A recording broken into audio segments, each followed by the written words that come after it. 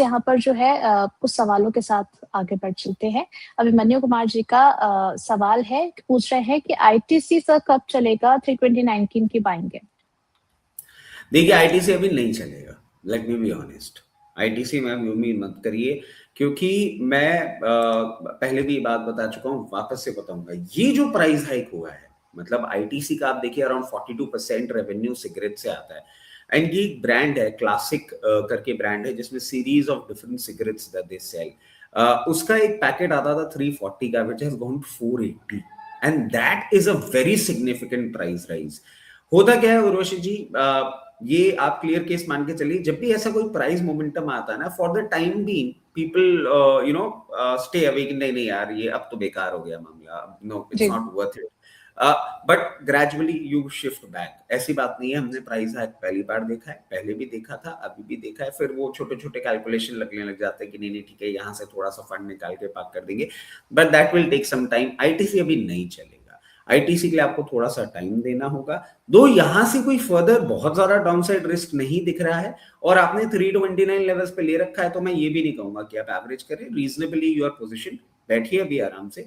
इसको एक क्वार्टर जो भी पेन पॉइंट का है, जो मार्च में आपको देखने को, मार्च क्वार्टर का अप्रैल में देखने को मिलेगा, वो पेन पॉइंट निकल जाने दीजिए, फिर आराम से ये चलेगा। चलिए, तो यहाँ पर अगर आपके होल्ड करने की क्षमता है तो होल्ड करके बिल्कुल इसको रख सकते हैं। ऋषभ अग्रवाल जी का सवाल आया है, कह रहे हैं रचित sir good morning, Jupiter wagons जो है वो 65% जो है गिर चुका है from its all time high of ₹750, मैं बाइंग प्राइस इज 541। ये स्टॉक कब चलेगा? अब तो बाजार के लिए भी बहुत बड़ा क्वेश्चन मार्क बन गया है कि बाजार कब चलेगा। चलता है तो फिर क्या कहते हैं उसको, कि थोड़ा सा मन में शक बैठ जाता है कि चल भी रहा है या फिर धोखा मिल रहा है। कुछ रेलवे स्टॉक्स के साथ भी सर यही हाल चलता हुआ नजर आ रहा है। जुपिटर वैगन्स पर आपका क्या नजरिया है? नहीं देखिए, क्लियर केस है, मैं बार बार एक ही चीज बोल रहा हूँ, yes railway will move, I don't deny it. I am very bullish on railway, I am very bullish on defence. The only thing is we need to understand कि हम उभर नहीं पा रहे हैं परेशानियों से। जब से ट्रम्प साहब आए हैं, उर्वशी जी आपने भी ये चीज ट्रैक करी होगी, हमारे जो व्यूअर हैं उन्होंने भी ट्रैक किया होगा, हमारे एक्सटर्नल फैक्टर्स इतने प्रॉब्लमैटिक बन गए हैं ना, मतलब अनबेरेबल हो रही है सिचुएशन, एंड गवर्नमेंट की प्रायोरिटी बहुत अलग चीजों पे है। मतलब आप देखिए कि पहले हमने बजट की बात करी थी, बजट के बाद वो 2 दिन बाद ही ट्रेड डील की बातें चालू हो गई, फिर हम ट्रेड डील के काम में लग गए, और उसके बाद एकदम से वॉर आ गया, फिर हमें क्रूड एलपीजी ये सब चाहिए। तो why I am telling all the stories कि ये फंडामेंटली अट्रैक्टिव पीस है, ये फंडामेंटली अट्रैक्टिव सेक्टर है, but the only thing is that till the time the government is not getting free from the fiasco that we are seeing in the international market, कुछ नहीं होने वाला। आपने कितनी बार देखा भी होगा, इसमें एकदम से एक बाउंस आता है 8-10%, इनफैक्ट इसी वीक में 8-10% एकदम से चल गया था, बट आपकी प्राइस आने में टाइम लगेगा। और मुझे ये नहीं पता अभी कि ये पेन पॉइंट जो इंटरनेशनल फैक्टर्स का वो कितना बड़ा है, इसलिए मैं आपको इन लेवल्स पे एवरेज करने के लिए भी नहीं बोलूंगा। मैं बोलूंगा अभी आपने एक पोजीशन होल्ड कर रखी है, होल्ड करके रखिए, late the cloud go away, situation थोड़ी सी कूल ऑफ हो जाए, उसके बाद इसमें हम ध्यान देंगे। अभी इसको पोर्टफोलियो में पार्क रखिए, क्योंकि और जो उम्दा सेक्टर्स थे जो चल रहे थे उनकी भी सिचुएशन खराब हो गई, तो this will be no exception. चलिए ठीक है, नेक्स्ट यहाँ पर अंकित कुमार जी का एक सवाल आया है, और साथ ही साथ इन्होंने अपनी परेशानी भी हमारे साथ शेयर कर दी। कह रहे हैं सर नॉर्थ इंडिया में बारिश हो रही है, पावर डिमांड भी इस दौरान काफी दिनों से जो है इनकी तरफ कम होती हुई नजर आ रही है, तो इस दौरान अडानी पावर में क्या प्रॉफिट बुक कर लिया जाए? देखिए आपको ना एक चीज बताऊंगा, ये I really like it the way people are putting this thing. और ये मैं क्यों बोल रहा हूँ उर्वशी जी, क्योंकि हमने ना अभी पावर डिस्कस भी किया था, तब भी मैंने ये बात कही थी कि don't expect extreme climate conditions, आएगा हिट करेगा, बारिश आ जाएगी। And I tell you what, ये नॉर्थ इंडिया की बात कर रहे हैं, मैं अपनी राजस्थान की बात कर लेता हूँ। मैसिव मैसिव विंड्स थी, मैसिव विंड्स, मतलब आप ये मानिए कल भी जब मैं बता रहा था आपको, मैं बिना पावर के बैठा हुआ था, हमारे एरिया में इतनी विंड फ्लो था कि वो the wires get entangle, transformer चला गया and everything. Last night we had rains, so अब कूल ऑफ हो गया। अभी 2 दिन पहले तक मैं एसी के साथ बैठा हुआ था, अभी मैं सिर्फ लाइट ऑन करके बैठा हुआ, पंखा भी बंद है, I am wearing a coat, AC भी चलाने की जरूरत नहीं। Why I am telling all these things कि हम ये जो बातें कर रहे हैं ना, पीक पावर, पावर चलेगा, मैं हमेशा बोल रहा हूँ नहीं भैया बारिश आ जाएगी, मौसम समझो नहीं हो रहा है अच्छा। डेफिनेटली अडानी पावर अगर आपने लोअर लेवल्स पे ले रखा है, मैं कहूंगा 50% पोजीशन बुक कर लीजिए। I am not bullish on power. पिछला साल हम सबने झेला है इन लेवल्स पे पावर स्टॉक्स में पैसा लगाने के बाद, पूरे साल हम फंसे रहे हैं। अभी बोलूंगा मौका मिल रहा है, 50% तो बुक कर लीजिए। अगर मैं गलत हो गया और सूर्य देवता मेहरबान ज्यादा ही हो गए तो थोड़ा सा पावर डिमांड बढ़ेगा तो हाई लेवल पे एग्जिट कर लेंगे, और लो लेवल पे आएगा तो वापस से पोजीशन बना लेंगे। चलिए, और जिन लोगों के एरियाज की तरफ में बारिश नहीं हो रही है, तो मेरे बैकग्राउंड को भी आप बिल्कुल देख सकते हैं। बारिश बाहर हो रही है और अच्छी तरीके से बैकग्राउंड समझ सकते हैं। थोड़ा सा ब्लॉगिंग जैसा लगेगा, बट सीधा कंडीशन, कल से बारिश हो रही है। कल से सर ने जो कंडीशन बोली कि विंड्स चल रही है, यही सिचुएशन जो है इस एरिया में भी हमें देखने को मिली है। और आज सुबह मैं घर से भी जब निकली हूँ तो लाइट नहीं आ रही थी, अंधेरे में तैयार होना पड़ा। जो हाथ लगा वो लेकर के ऑफिस आ गए। वेदर इज बैड, मतलब आप ये देखिए। और ये ना कोई समझ नहीं रहा है। मैंने उर्वशी जी शायद आपके चैनल के माध्यम से बहुत इनिशियल डेज में जब वॉर चालू हुआ था तब भी ये बात कही थी, we will again witness a sudden climate change. क्योंकि ज्योग्राफीज जो है ना भाई, आपको एक चीज समझनी होगी, हवा हवा से पूरा मौसम चलता है। अगर हवा ही बिगड़ जाएगी तो मौसम बिगड़ेगा ही बिगड़ेगा। और इस साल क्या होगा नोबडी नोज।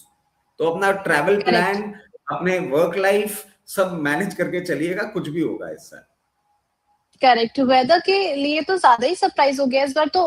हमेशा बोलते हैं कि होली के बाद ही जो है आपको हल्का हल्का लगता है कि अब सर्दी जाने वाली है, अब सर्दी जाने वाली है। लेकिन अब होली से पहले ही हमने देखा अच्छा खासा जो था वो टेम्परेचर हमें ऊपर जाता हुआ नजर आया था। अच्छा, चलिए मार्च का ठीक है स्टार्टिंग आप देखेंगे, दैट वाज जी। हॉट, दैट वाज सडन या हीट कमिंग इन। 2 दिन में इतना गर्म हो गया था कि लगा ओ गॉड ये तो मैनेजेबल ही नहीं है।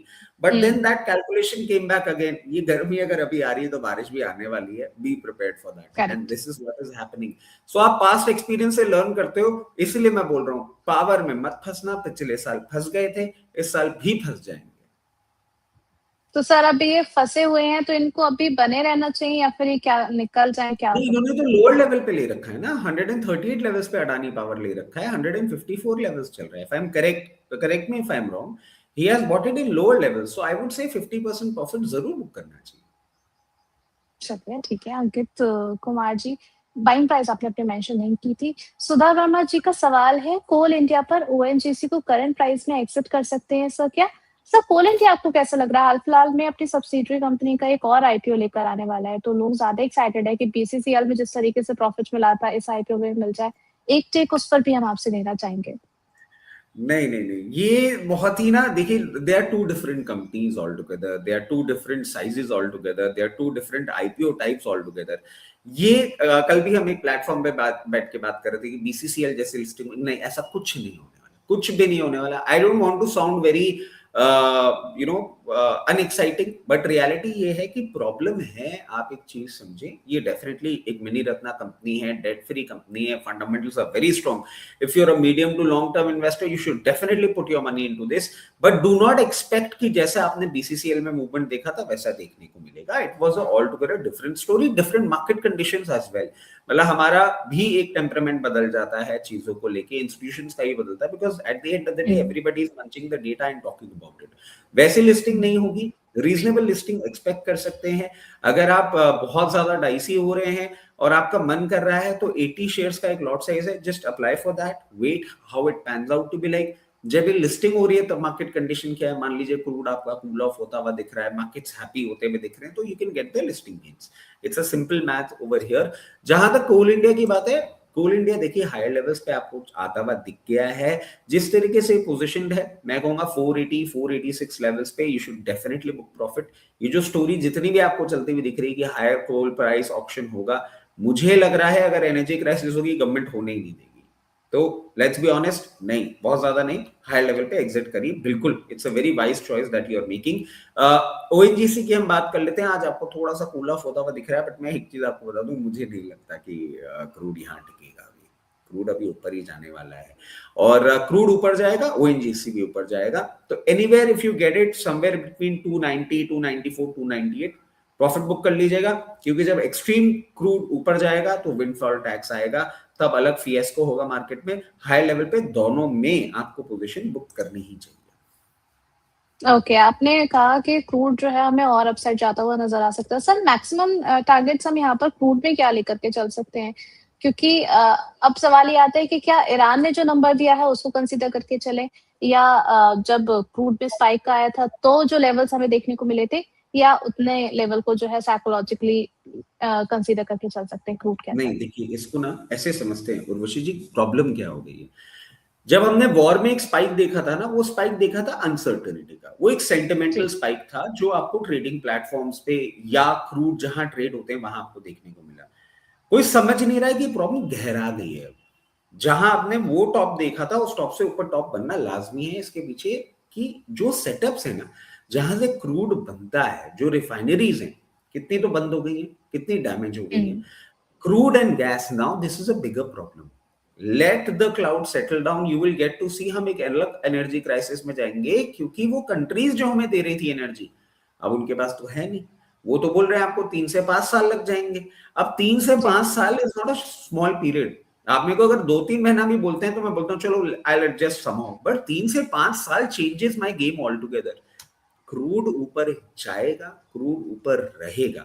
अब बात आ जाती कहां, तो देखिए जैसे मैं बोलता हूं nobody can predict the bottom except two one, a liar and God. Highest high तो कोई भी नहीं प्रिडिक्ट कर सकता। जो आप वो लेवल्स बोल रहे हैं, क्या $200 हो सकता है? तो हु सेज नहीं हो सकता।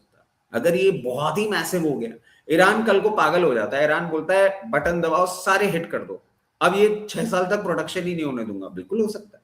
You never know, it will become more expensive, more premium than gold. But ऐसा मुझे at the very face of it नहीं लगता। तो जो लेवल्स हैं जो मैं देख पा रहा हूं, 148, 150, 56, इन लेवल्स के आसपास क्रूड आपको जाता हुआ जरूर दिख सकता है। इस बात को हम बिल्कुल भी डिनाई नहीं कर सकते। चलिए ठीक है।